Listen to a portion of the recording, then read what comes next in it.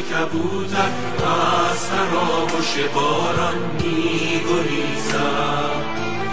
خورشید از غم با تمام غرورش پشت ابر سیاهی عاشقانه به گریه می‌نشیند.